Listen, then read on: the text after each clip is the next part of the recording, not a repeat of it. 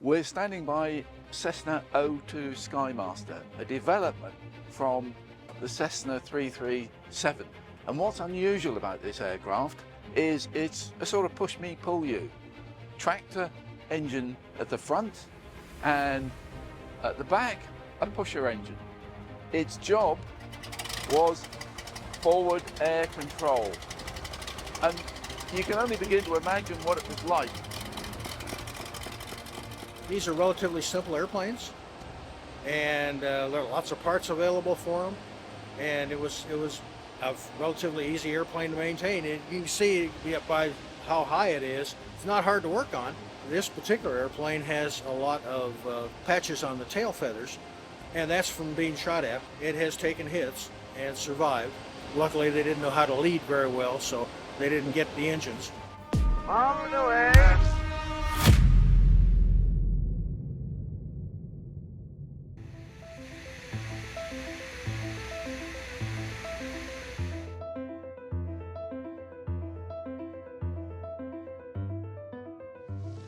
As the Vietnam War intensified and expanded, additional aircraft were needed to perform vital forward air control missions.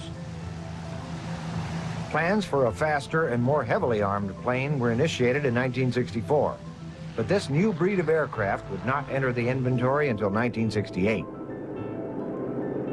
An interim solution was found in the Cessna O-2 Skymaster, an off-the-shelf civilian airplane that was pressed into military service in 1967.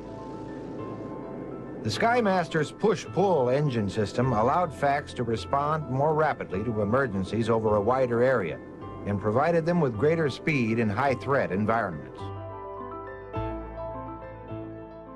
The O-2, this was a 67 model. It's the military version of the 337 Skymaster that Cessna produced as just a civilian airplane. And it was really a civilian airplane that they put military equipment in, and that's essentially what they did. They used them in Vietnam. They still used them up until recently in Afghanistan. Well, there are two versions. What you're seeing behind you right now is an O-2A model, which was a forward air control airplane. And its function was to find targets for the fighters and then mark the target so the fighter could roll in on the target. And then he had the unenviable task of going over the target for target assessment afterwards to see if they hit what he was supposed to hit. He would mark the target by rolling in and firing a Willie Pete rocket, or a white phosphorus rocket. He'd fire that, and then he'd radio the fighter that was inbound and say, 500 feet from my rocket on the left side. And they'd roll in on that and hit the target, and away they'd go, and then he'd go back and see, yeah, you got him or you didn't get him. In the Vietnam War, the artillery was artillery of the air. This aircraft would loiter, a dangerous job, low, slow, looking for Viet Cong positions or troop movements, perhaps on the Ho Chi Minh Trail. It would then, when it spotted a target, mark the target with smoke marker rockets. Hit my smoke. He would then call in the Sabres, Super Sabres, or the Sky Raiders, Phantoms, heavy stuff, to come and pound the enemy position. A contributing part as well, of course, would be the Sandy missions, trying to help make sure they could rescue downed airmen. Again, calling, marking, bringing them in the helicopters to rescue flyers, trying not to leave them behind.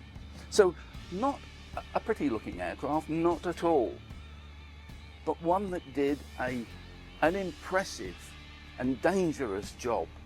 Low altitude at night, with the Viet Cong, they could shoot at you very easily. And there's no armor plating, as was evidenced on this aircraft. The FAC's most important mission was to conduct visual reconnaissance and to call in and control airstrikes as necessary. To track down elusive enemy forces, hundreds of FACs systematically patrolled specific sectors of the countryside each and every day. We would get real familiar with that particular area. That was my area. I knew all the waterfalls, all the trees, all the mud puddles, and which way the tracks went, and where the hooches were in that particular area. I got to know it real well where the fire bases were. And if we were just going on reconnaissance, we'd go and fly a pattern over that area and look for any instances of change from the last time we were there. You know, all of a sudden the laundry starts turning up on the line in somebody's backyard, and we say, well, wait a minute, that laundry hasn't been there. Oh, you go down, you take a closer look, one look, all right? You don't go back, because then they'll have the guns out waiting for you. One look, and you say, wow, there's a lot of male pajamas hanging on the line, and you hadn't seen any males in the area. Well, you knew that a Viet Cong unit was transiting the area. If a fact suspected that he had located enemy troops, he often dropped down to treetop level to troll for enemy fire. During this risky maneuver, the pilot literally tried to lure enemy forces into firing on his aircraft so that they would expose their position. In 1968, I was captain, Air Force, and I flew this particular bird. I flew a lot of O-2s, but I flew this particular one on November 4th, 1967, and again on November 8th, 1967, out of Pleiku. We're flying night missions out on a Ho Chi Minh Trail, and we would take off with two pilots in the airplane, one flying the airplane, the other one in the right seat with a starlight scope. And once we get out on the trail, we'd look for trucks using the starlight scope. They had a second version, which was the B model. The O-2B was a psychological warfare airplane that carried a leaflet dropping system and a loudspeaker system that they could drop leaflets and encouraging the enemy to surrender, and they never did. And we had an interesting name for the airplane. It wasn't just called a psychological operations airplane, we called them bullshit bombers because that's really what it was amount to. One of the roles of the Skymaster was psychological warfare. Leaflet dropping, one part of it. Another aspect was having the aircraft fitted with very big speakers so they could voice down into the jungle to lower the morale of the Charlie, the Viet Cong. A pilot of one of these got rather fed up with his big brothers in Phantoms streaking off down the runway, reheat thundering into the heavens. And he thought, well, I've got speakers. I can get a tape of one of these things, which he did. He plugged the tape in, boomed out on the speakers, and onlookers were stunned to see a Cessna Skymaster thundering down the runway, well, ish, to the noise of a Phantom taking off.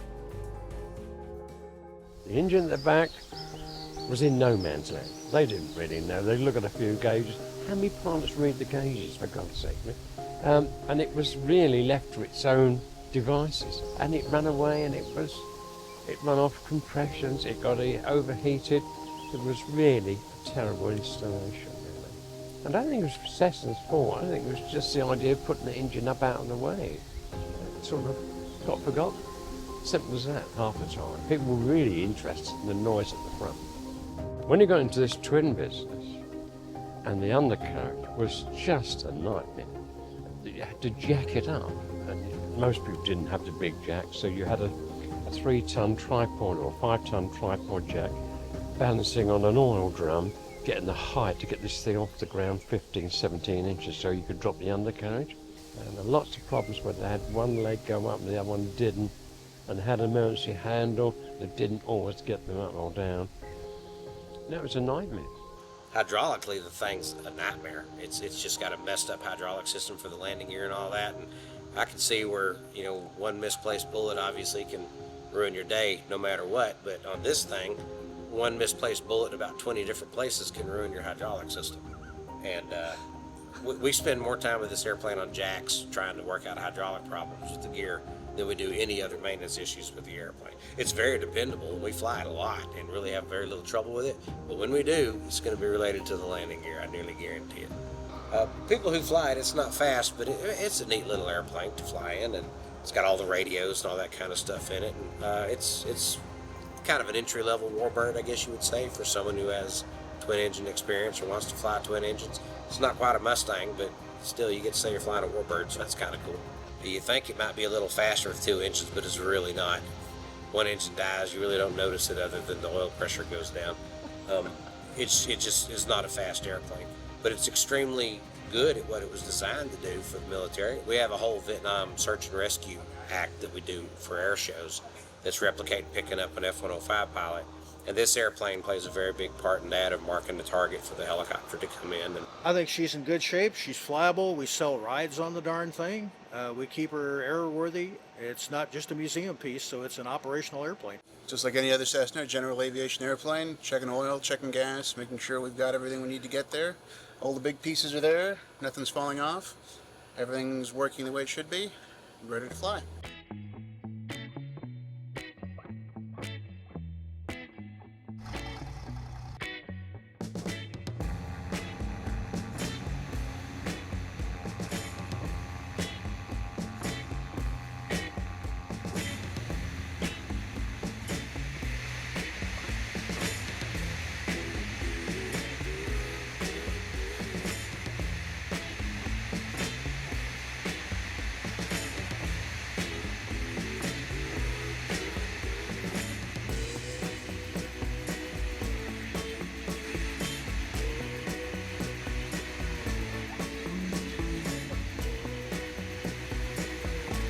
Airplane was used mostly as a forward air controller. It would look for downed pilots. It would scout out areas for artillery, areas to be bombed at. That's what a lot of this instrumentation is for. As you can see, this is the main control panel for firing the ordnance. It has two hard points on either side. It could carry rockets, miniguns. It could carry a number of configurations.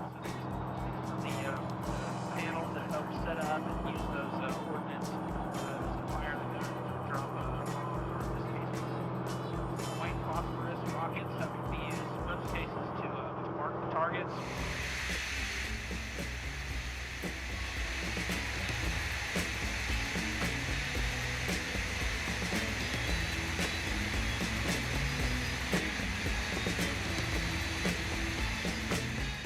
The men that flew these operations forward air control guys deserve as much admiration and respect as their perhaps more glamorous brethren in Phantoms and Thunder Chiefs and so on.